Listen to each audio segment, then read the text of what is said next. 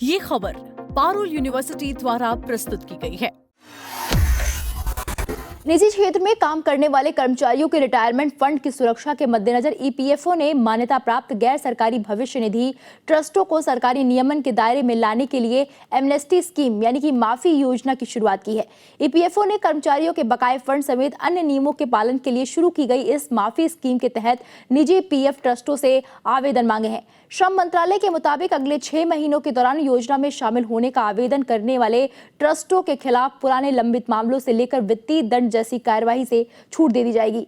EPFO के दायरे से बाहर चलने वाले निजी पीएफ ट्रस्टों की कार्यप्रणाली में सुधार के लिए यह कदम उठाया गया है। ईपीएफओ माफी योजना 2026 उन प्रतिष्ठानों पर लागू होती है जो आयकर अधिनियम 1961 के तहत मान्यता प्राप्त भविष्य निधि ट्रस्ट का संचालन कर रहे हैं, लेकिन जिनके पास संबंधित सरकार, केंद्र सरकार या राज्य सरकार जैसा भी मामला हो, उससे औपचारिक छूट अधिसूचना नहीं है। संसद से पारित वित्त विधेयक 2026 ने मान्यता प्राप्त पीएफ ट्रस्टों को नियंत्रित करने वाले आयकर ढांचे को कर्मचारी भविष्य निधि एवं विविध प्रावधान अधिनियम 1952 के वैधानिक और प्रशासनिक प्राविधानों के अनुरूप कर दिया है। आयकर अधिनियम 2025 के अंतर्गत मान्यता केवल उन्हीं भविष्य निधियों को प्राप्त होगी जिन्होंने कर्मचारी भविष्य निधि और विविध प्रावधान अधिनियम 1952 की धारा 17 के अंतर्गत छूट प्राप्त की है। ऐसे प्रतिष्ठानों को अधिनियम की धारा 17 और सामाजिक सुरक्षा संहिता 2020 की धारा 143 के अंतर्गत माफी का लाभ मिल पाएगा। माफी योजना की अधिसूचना 29 जून को जारी की गई है और जो अपनी संस्थाएं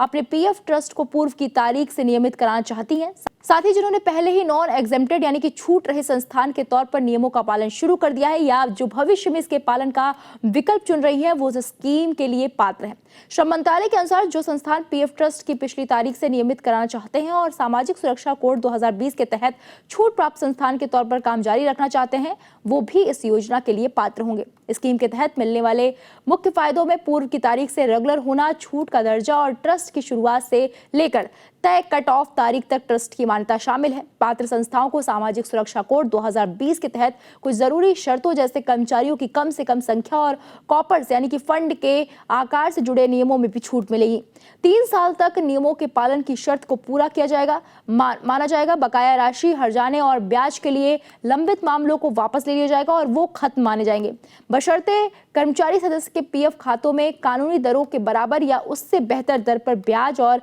योगदान मिला हो। ये साफ है कि माफी योजना के तहत कर्मचारियों के बकाये पीएफ को लेकर किसी तरह की छूट नहीं मिलेगी, बल्कि इसका लाभ लेने के लिए उनके पीएफ के बकाये पुराने रकम को भी जमा करना होगा।